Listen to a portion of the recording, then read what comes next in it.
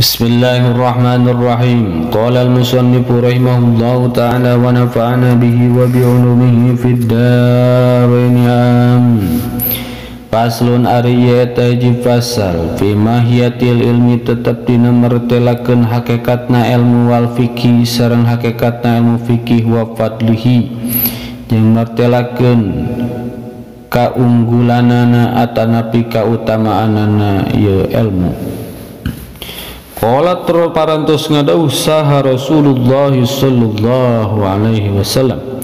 anjing Rasulullah alaihi wasallam talabul ilmi ari nyufrih ilmu teh eta faridatun anu kacida dipardukeunana ala kulli muslimin keur ka setiap-tiap muslim lalaki wa muslimatin sareng ka muslim awewe ilam kedah terang anjeun di annahu kalawan sanyana kalakuan sareng tingkah eta layap taridu henteu pardu atanapi henteu wajib tiasa wae dibaca eta layup tarodu teu dipardukeun tiasa mangga ala kulli muslimin ka setiap-tiap jama muslim lalaki wa muslimatin jeung ka muslim awewe naon tolabu kulli ilmin yuprih kana sakabeh ilmu bal yaptaridu balik ta ayeuna wajib atawa bal yuptarudu balik ta dipardukeun alaihi ka eta ayeuna muslim muslimah naon tolabu ilmil hali nyuprih kana ilmu tingkah kama seperti ayeuna kitu keterangan yukolu anu tos diucapkeun naon afdalul ilmi ari anu pangleuwih utama-utamana ilmu teh eta ilmul hali ilmu tingkah wa afdalul amali jeung ari anu pangleuwih utama-utamana amal teh eta hifdzul hali ngaraksa tingkah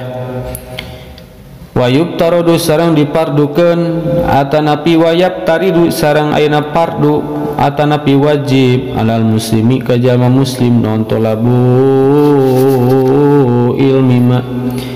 nyupri ilmu ayeuna perkara ya kau an bakal tumiba ya ma'lahu ka eta muslim fi halihi dina tingkah muslim fi ayyi halin dina tingkah kumaha bae kana anu bukti eta si muslim fainahu mangkasena kalakuan eta labudda teu meunang henteu eta mawujud lahu ka si muslim minas sholati tina ayeuna kitu migawe salat fayub tarodu mangka dipardukeun alai ka si muslim non ilmu ma ilmuna perkara yaqau anu bakal tumiba ye sima lahu ka eta muslim fi sholatihi dina salatna muslim biqadri ma kalawan kira-kirana perkara yuadi numatak ngadatangkeun ieu muslim bihi kana eta ma fardhu sholati kana farduna salat wa yajibu sareng wajib alaika si muslim non ilmu ma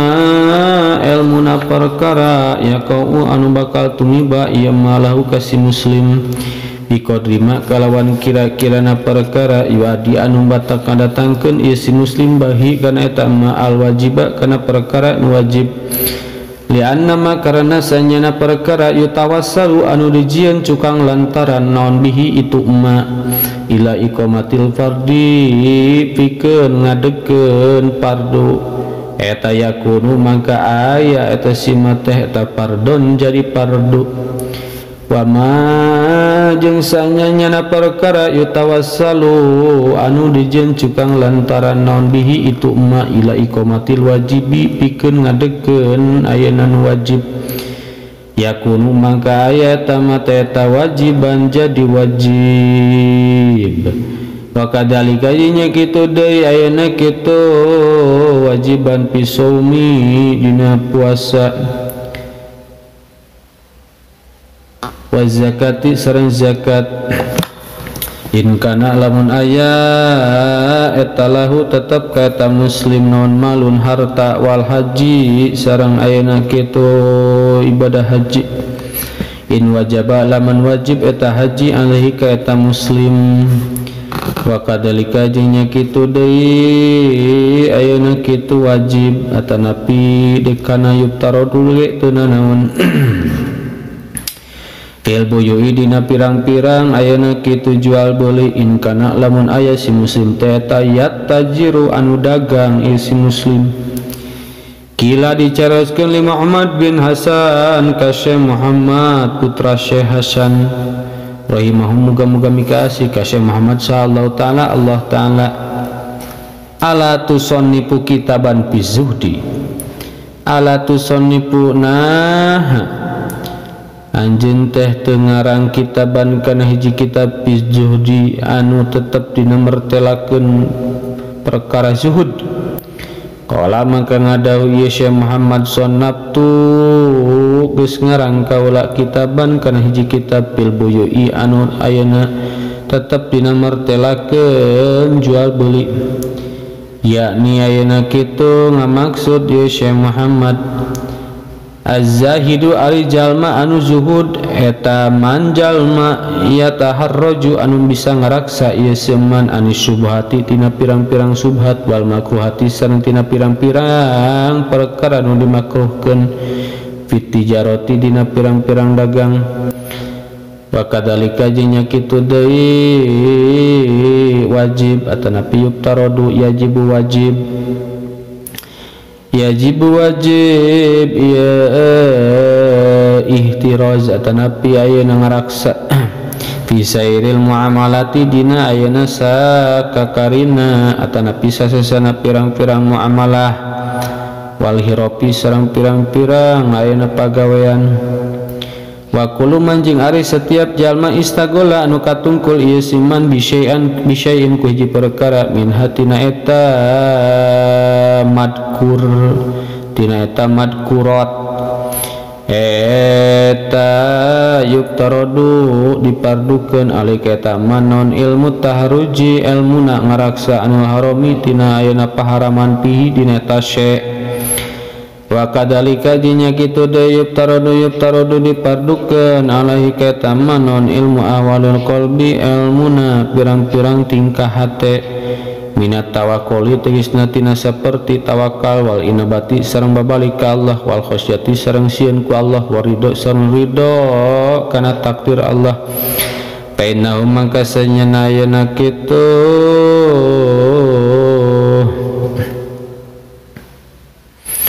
Fainau maka sanyana iya ayana kitu ilmu ahwalil qalbi iku waqi'un.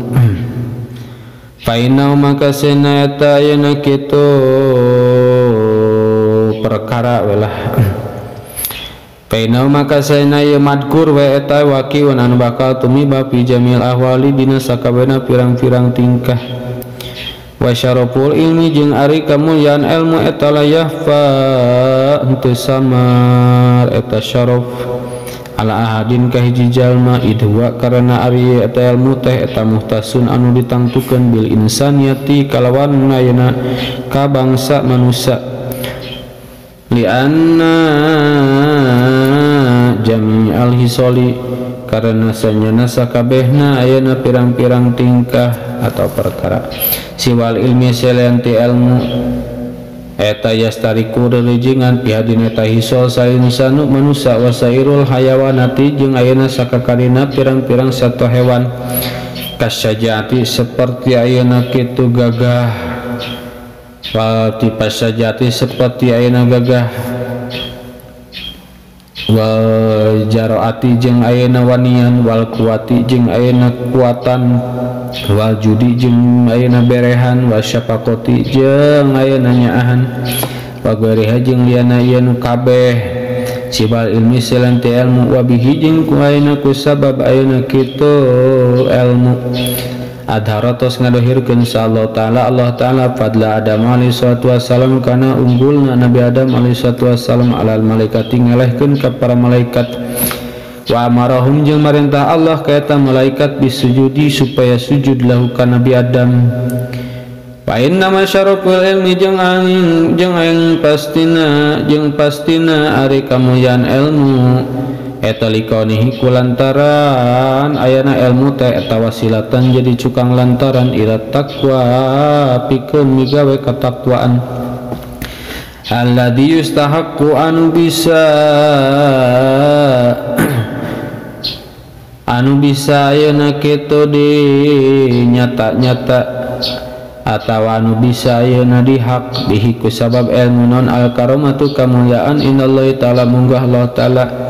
wasa'adatul abadiyatu jeung kabagjaan anu ayeuna bakal anu ayeuna bangsa langgeng kama seperti ayeuna kitu perkara kila nu dicaritakeun di Muhammad bin Hasan ka Syekh Muhammad bin Hasan Ibni Abdullah putrana pamegetna Abdullah naon syi'run kila opo syi'run naon syi'run ayeuna hiji syi'ran ta'allam fa innal ilma zainun li ahlihi wa fadalun wa unwanun li kullil mahamidi wa kun mustafidan kulla yaumin ziyadatan minal ilmi wasbafi buhuril fawaidi ta'alam kudu ngaji anjeun fainal ilma maka sanyana ilmu eta zaidun bakal mapaesan di ahli ka ahlina ilmu wa fadlun jeung bakal jadi keutamaan wa unanun jeung jadi ayeuna tanda likulil mahabadi pikeun ayeuna setiap pirang-pirang ayeuna anu dipuji wa kun jeung kudu aya anjeun teh kudu jadi anjeun teh kudu bukti anjeun teh eta mustafidan anu ngalapaedah kula yaumin dina tiap-tiap poe ziyadatan kana tambah-tambah minal ilmi tina ilmu wasbah jeung kudu silulup kudu ngojai kudu telem anjeun kudu ngojai anjeun weh wasbah jeung kudu ngojai anjeun pi buhuril fawaidi dina pirang-pirang faedah anu saperti lautan tafaqah kudu ngaji ilmu fikih anjeun fainal fikah maka sanyana ilmu fikih teh abdul qaidin anu pangutama-utamana anu bakal nuntun ilal birri kana kasayan wa taqwa jeung kana ketakwaan wa adalu qasidi jeung eta anu pangleuwih adil-adilna wa adalu qasidin jeung anu pangleuwih adil-adilna anu diseja anu ayeuna neja wa eta ilmu fikih teh ta ilmu al-hadi anu nuduhkeun ila sunanil huda kana pirang-pirang jalan-jalan pituduh wa eta ilmu fikih teh al-hisnu benteng yunji anu bakal nyalamatkeun ieu hisnu min jami'i syadaidi tina ayeuna sakabehna pirang-pirang karipuh pakeuh karupak mangga faina fiqhan ma faina pakean karena sanyanya ahli fikih waidan anu sahiji mutawarian tur anu ayeuna waro anu apik eta asyadu leuwih ayeuna kitu eta asyadu leuwih ayeuna kacida atau leuwih banget ala syaitani kasih setan maksudnya leuwih hese digodana min alfi abidin tinimang ayeuna kitu 1000 jalma tukang ahli ibadah wa kadzalika jeung nya kitu deui ayeuna kitu ta'alam fi sairil alaki dina sasana pirang-pirang ahlak nahwil judi dina saumpana ayeuna kitu dina saumpana ayeuna berehan wal buhli jeung ayeuna koret wal jubni jeung borangan wal jaraati jeung wanian wa takaburi jeung gumede wa tawadui jeung handap asor wal infati jeung ngaraksa tina haram wal isrofi jeung kaleulewihi isrof leuwihan wa takdiri jeung ayeuna kitu koret medit ngirit wa goriha jeung salian eta nu kabeh fainal kibro maka sanyana-nyana gumede wal buhla jeung koret wal jubna jeung borangan wal isrofa jeung kaleuwihi eta haramun haram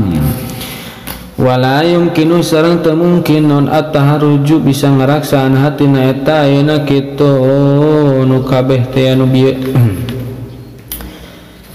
minatina eta ayeuna kitu nu kabeh anha man teh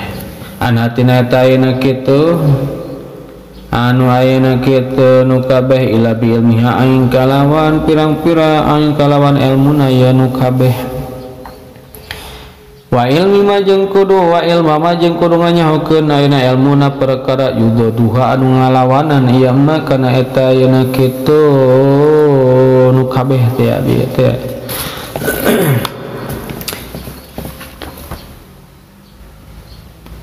kibri ilaih atau menek diekeun an hatina kibri ilaih dua ngalawan pirang ieu kana eta kibri ilaih payap taridu mangka ayeuna kitu jadi fardu atanapi payub tarudu mangka dipadukeun ala kulli insanin ka setiap manusia naon ilmu hak nganyahokeunna eta ayeuna kitu ayeuna kitu kibir ilaih atawa ahwal baik pirang-pirang tingkah Pakosana pasarang ayeuna tos ngangkit sa Syekh Imam Al-Ajal Asy-Syahid Nasiruddin Syekh Imam Aja Syahid Nasiruddin Abul Qasim tegasna Syekh Abul Qasim kitaban kana hiji kitab fil ahlaki dina mertelakeun ahlak wani mama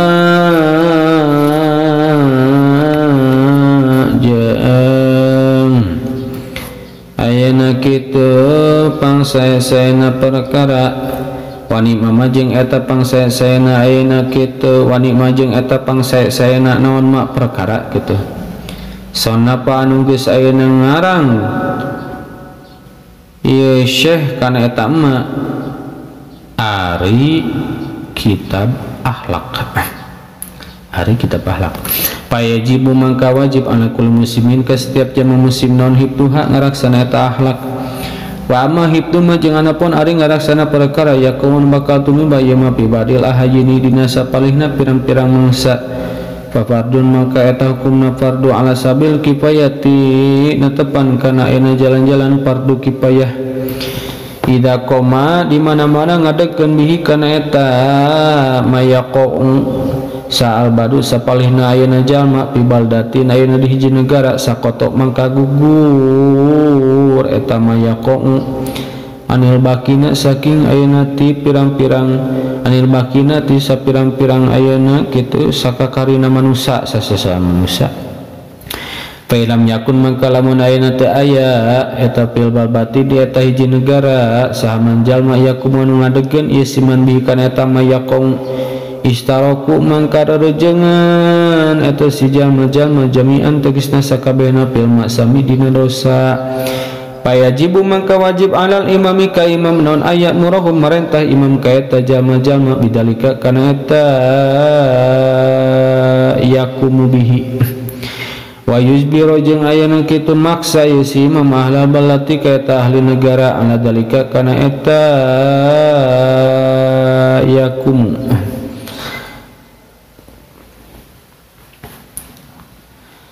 atanapi kana iqomah pakila mangka ayeuna dicarioskeun naon biana ilmu ma kalawan sanyana ilmuna perkara yakuan tumba ieu ma ala nafsihi kana ayeuna awakna eta si jalma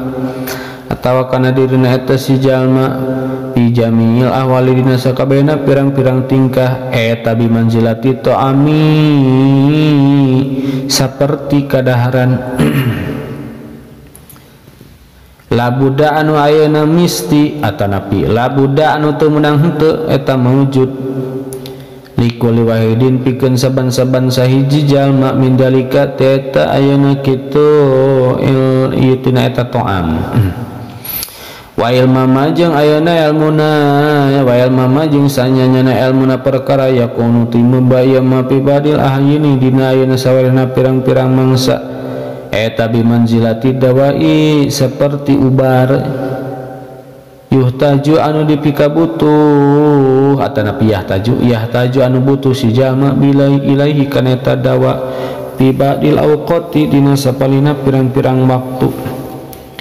wa ilmu nujumi jeung ayeuna sanyana ari ilmu nujum mah eta bimanzilatil marodi seperti penyakit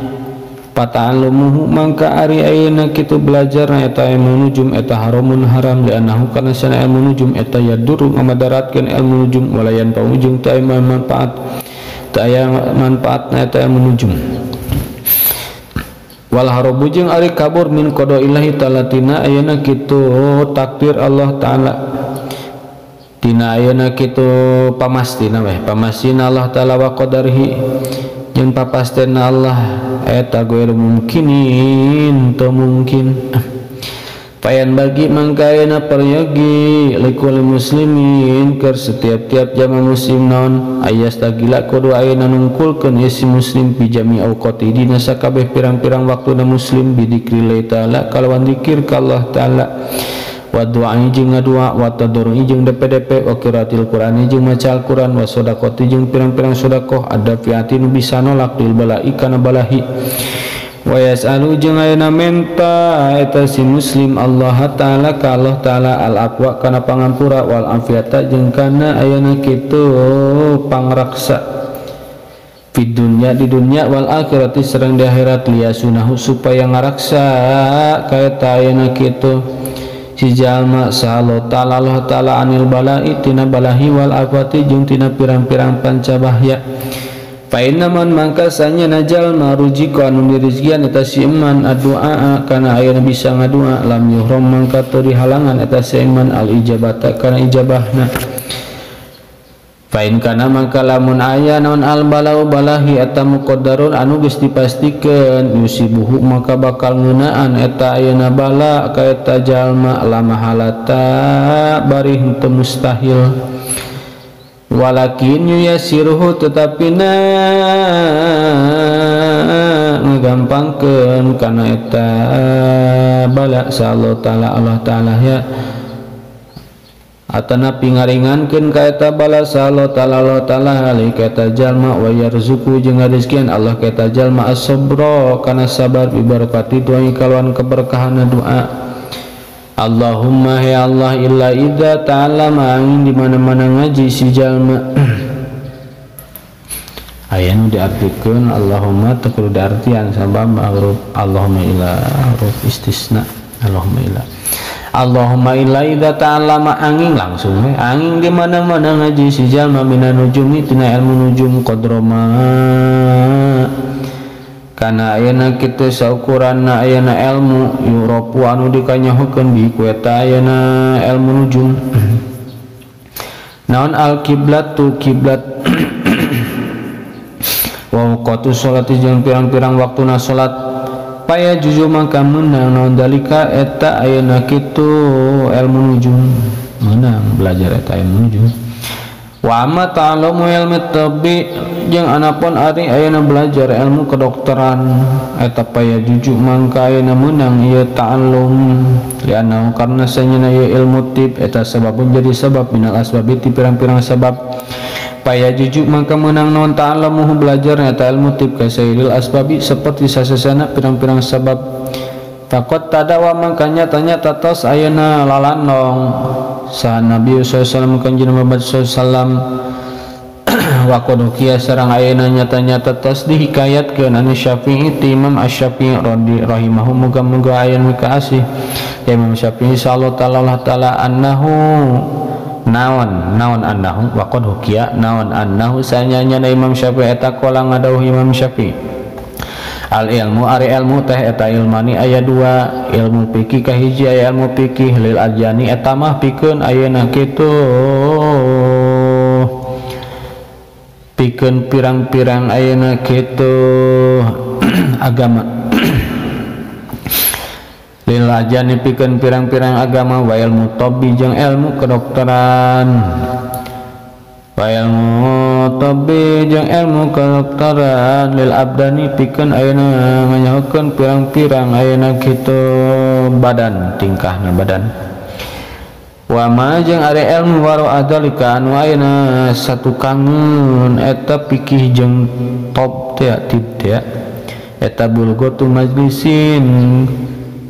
papaesna tempat marium atawa papaesna majelis.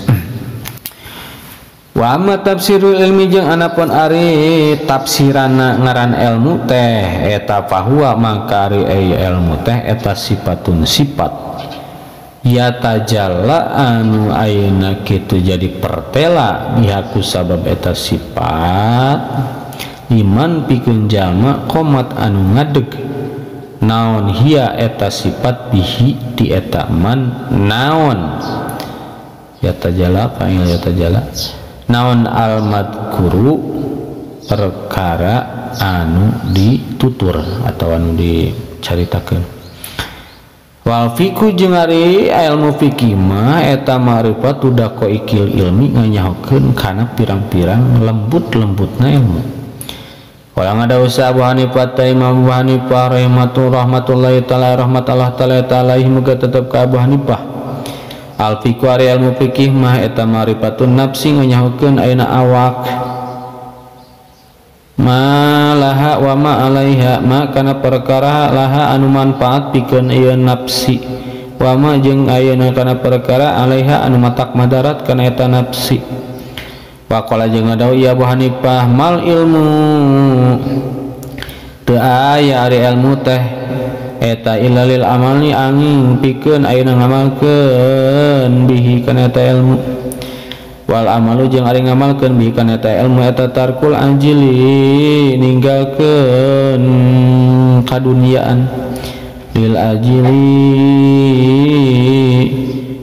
muru atana pimilih ayeuna kitu pi akhiratun payan bagi mangkayana kitu paryogi lil insan pikeun manusia non Allah yakula ulah poho isi insan an nafsihi tina ayeuna dirina insan wa majeng tina perkara yan pauhan bakal manfaat maka eta ayeuna nafsi wa majeng kana perkara ya duruhan matak madarat eta maka eta nafsi fil ulaha fi ulaha di dunyana eta ayeuna kitu nafsi wa uraha jeung ayeuna akhiratna eta nafsi payastajibu maka ayeuna kitu narik-narik ya si insan ma kana perkara yan pauhan bakal manfaat maka eta nafsi wa yajaniba jeung ayeuna ngajuan insan maka kana perkara ya duruhan matak madarat maka nafsi kaela yakuna supaya henteu aya naon aqlu akal eta insan wa ilmu jeung ilmu insan eta hujatan jadi hujjah alaihi ka eta insan payazdadu mangka ayeuna kitu bakal tambah-tambah naonana ukubatan siksaana naudu nyuhungkeun pangraksa urang sadayana bilai ka Allah min sakhotihi tina babeduna Allah wa iqabihi jeung siksaan Allah wa qad warada sareng ayeuna nyata-nyata tos datang pi manaqibil ilmi tina ayeuna martelakeun pirang-pirang keagungan ilmu wa fadhailihi jeung pirang-pirang kaunggulan ilmu naon ayatun pirang-pirang ayat bah barun jeung pirang-pirang hadis sahihatun anu sahih masyhuratun tur anu masyhur lama sagil anu moal nungkulkeun kaula bidikriha kana nyebutanna eta ayeuna ahbar ayat ahbar kaela yatula supaya ayeuna henteu panjang teuing naon alkitabu ieu kitab